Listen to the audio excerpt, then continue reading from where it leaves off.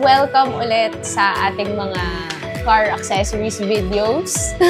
And for today's video, no, kasama natin si Kuya Jeff po. Kuya Jeff po. Alright, Kuya Jeff po. So, si Kuya Jeff po, isa po yan sa ating mga professional installer. So, for today's video, nakikita nyo naman, dami nating horns dito, iba't ibang klase. So, yan yung pag-uusapan natin. Pero first question muna, Kuya Jeff, single or taken? Single po. Pwede na! Wow! Single si Kuya Jeff, alam nyo na. So, unang legit na tanong na talaga natin para sa mga horns. Ano po ba yung iba't ibang klase ng horn?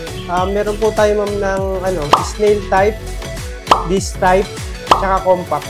Ayan. So, may tatlo pala tayo na klase ng ino-offer, no? Opo. So, sa mga snail type, Kuya, ano ba yung mga snail type natin? Meron tayong PIAA. PIAA.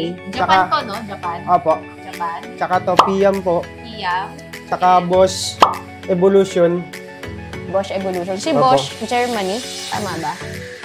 Opo, Germany. Ano po ma'am. Oo. Tsaka, cute tong Bosch na to kasi kulay orange. No? Cute. Natin. Ayan, orange po yung... Ito lang yung naiiba, no? Na kulay. Opo, na kulay. Bosch Evolution. Ito kulay black to ma'am, alam mo to. Oo. Na PIAM. Kulay black. Pero bakit kaya siya tinawag na snail type? Kasi mukha siyang... Suso. Mukha siyang suso. Opo. Sa mga compact naman natin, Kuya, anong meron tayo dyan? Meron po tayong dalawang klase ng mga compact na Hurricane tsaka Tornado. Tornado. Hurricane at Tornado. At saka ito. Ito po. Itong Marco na Extreme Glass. Extreme Na Glass. meron siyang dalawang compressor. Opo. So, kailangan malaki yung sasakyan mo pagka ikakabit yan. Opo. Sa mga Hilux pa, marami na rin po kami nakabitan yun. Okay.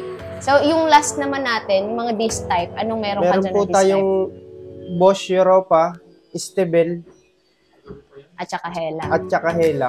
Ayan.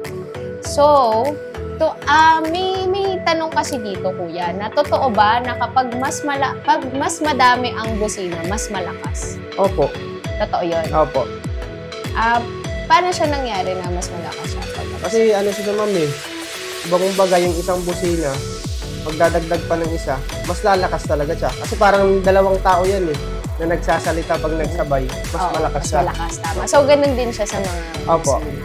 So, hindi ba mataas ang konsumo nun pagdating sa baterya?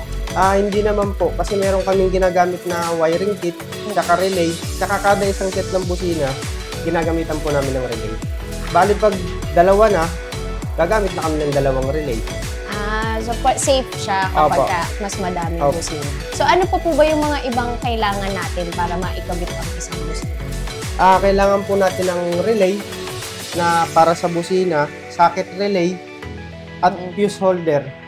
Para kahit magka-problema, dadaan muna siya ng relay, puputok muna ang fuse kung maging grounded ang busina. So ang busina po ba, saan siya tinatap? Magtatap ka po sa trigger niya sa dating busina, sa original, tapos dadaan siya ng battery. So hindi naman siya direkta, di ba? Ano siya ma'am, direkta po siya pero hindi naman po makonsumo sa baterya. Oo. Kasi kukonsumo lang po yun pag nagbusina ka na. Okay. So, ikaw Kuya, bilang isang palagi mong na-encounter itong mga busina na to. Personally, ano po yung gusto nyong ikabit? Kunwari, may kotse ka. Opo. Ano gusto mong papakabit na horn kapag magpapakabit Marami ka ka kasi horn? pagpipilian mo, mag-ano ka talaga eh. Kung magpapakabit ka. Kasi ang lagi namin kinakabit, Bosch Europa, PIAA horn, PIAM, saka tong Marco na Extreme Glass. Opo. Kung magiging dalawa, busina minsan, pinagkukumbine na lang namin ng Bosch Europa, saka tong Hella. Super. Pwede pala yun. Opo. Pwede yun. Kasi mag-iiba yung tunog niya ng konti. Kasi pag dalawang ganun, mas malakas ang niya, matining siya. Kumbaga parang choir. Opo. Ganun. Parang na siyang choir, iba-ibang tono. Okay. So, okay. Last question natin. Yung mga busina ba natin, pwede rin pang motor? Pwede naman po, ma'am. Kasi yung depende rin sa motor na kakabitan. Kasi yung iba, malalaki, hindi mo siya mailalagay na maayos. Kasi ang busina pag sumasayad, nag-iiba ang tunog niya. Kailangan ano lang siya, open lang. Open lang. So, ito ma'am, pwede ito sa motor, itong mga ganito, PIA-horn. Itong tatlo. Last question na pala. Ito na last question. Ano na yung pinakamadaming horn na nakabit mo sa isang sasakyan? Ilang pares ng busina? Ito ma'am, nakapagkabit ko na ito, 3 set.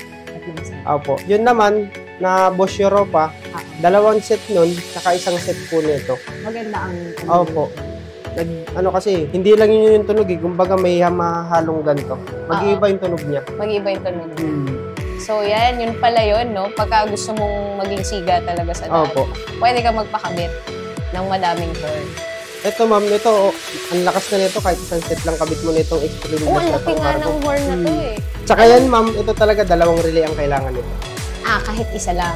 Kahit isang pares lang siya, kailangan 2 relay. Opo. At saka may compressor to, di ba? Opo. Alam ko may compressor to eh. And si Marco, made in Italy. So, hindi tayo mapapahiya ni Mark. Ayan, yun lang po. Thank you so much. Thank you so much, Kuya Jeff. At pinaunakan mo ang aming interview. So, kapag gusto niyo pong magpa-upgrade ng busina, welcome na welcome po kayo sa Goldrich, Gold Cars, Ultimate and Power Up. So, again, thank you so much, Kuya Jeff. Salamat po. Single or taken? Single po. Okay, thank you, Kuya Jeff.